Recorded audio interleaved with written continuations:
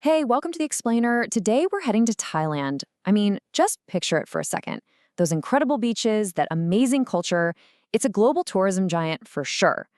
But, behind that perfect postcard image, there's a really tough environmental problem brewing. So, let's get into it. We all want a piece of paradise, right?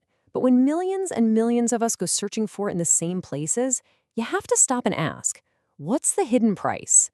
It's a question that's right at the heart of travel today. And this lays out the conflict perfectly. On one side, you've got the promise, the reason we all want to go, those perfect beaches, the buzzing economy. But on the other side, the problem. That very success puts a huge strain on resources, leading to pollution and environmental damage. And the tricky part is, one feeds directly into the other.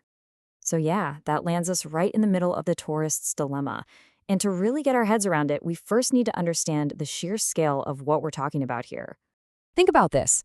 On a global scale, Thailand is the 8th most popular international tourist destination in the world. 8th! That is an absolutely staggering number of people, and it puts an incredible amount of pressure on the country's natural beauty. And that pressure creates a huge environmental footprint. It's everything, really. You've got the fossil fuels just to get there, the massive amounts of energy and water that hotels use every single day, and of course, all the waste and pollution that, if we're not careful, ends up harming the very coastlines people came to see.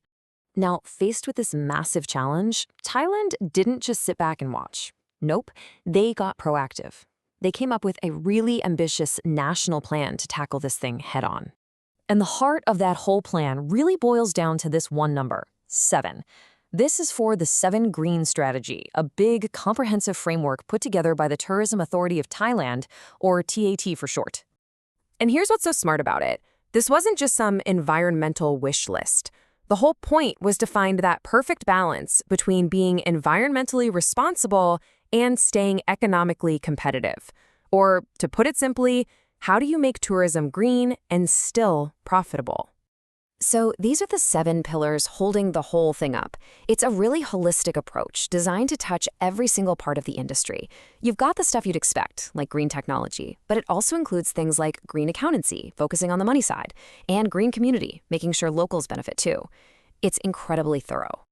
Okay, a big national plan is great in theory, right? But how does it actually work in the real world for a hotel, for a tourist? Well, that's where the Green Hotel Badge comes into play. This is where the rubber really meets the road. That big 7 Greens idea gets distilled down into something practical, the Green Hotel Plus certification. It's a badge hotels can actually earn to show they're on board.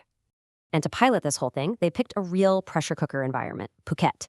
It's one of the country's busiest, most famous tourist hotspots. The thinking was, hey, if it can work here, it can probably work anywhere. And you know what? It started to catch on. In that first pilot program, 60 hotels from all across the board, big ones, small ones, decided to participate. It showed that the industry was actually willing to give this a real shot. So why would they? Well, it turns out going green is just good business. The certification helps you stand out from the competition. It leads to very real cost savings on things like energy and water. It makes your brand look good, and it opens up whole new markets of travelers who care about this stuff. It's a total win-win. But, and this is a really big but, this is where our story takes a turn. Because whenever you have a badge for doing something good, you run the risk of people just pretending. Is the badge real, or is it fake? This quote from a spokesperson at the Tourism Authority of Thailand just hits the nail on the head. The whole point of the certification is to sort out the hotels that are genuinely trying from the ones that are just faking it. But that is way easier said than done. And that faking, it has a name: greenwashing.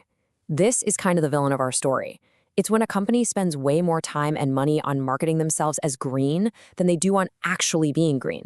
It's all about creating an illusion. So you see, certification is kind of a double-edged sword. On the one hand, it's an amazing tool. It gives hotels a clear roadmap and helps tourists like us make better choices. But on the other hand, the more popular these labels get, the easier it is for greenwashers to hide. And that can really damage the trust in the whole system. And look, even for the hotels that genuinely want to do the right thing, it is not a walk in the park. They face some serious hurdles. The upfront costs can be really high. It can be tough to train all your staff on new ways of doing things. The public often doesn't know what these labels even mean. And sometimes there just isn't strict enforcement to keep everyone honest. So, after all that, where does this leave us? What does this all mean for the future of green travel? Not just in Thailand, but everywhere. Okay, so here is the biggest takeaway from all of this. A green certification is a powerful tool, but, and this is key, it is not a guarantee. Its real value, its effectiveness, it all depends on three things: tough enforcement, total transparency from the hotels, and, maybe most importantly, awareness from all of us. And that really brings it all back home, doesn't it? It puts the power right back in our hands. So I'll just leave you with this thought. The next time you're booking a trip, how are you going to tell the difference between what's real and what's just pretend?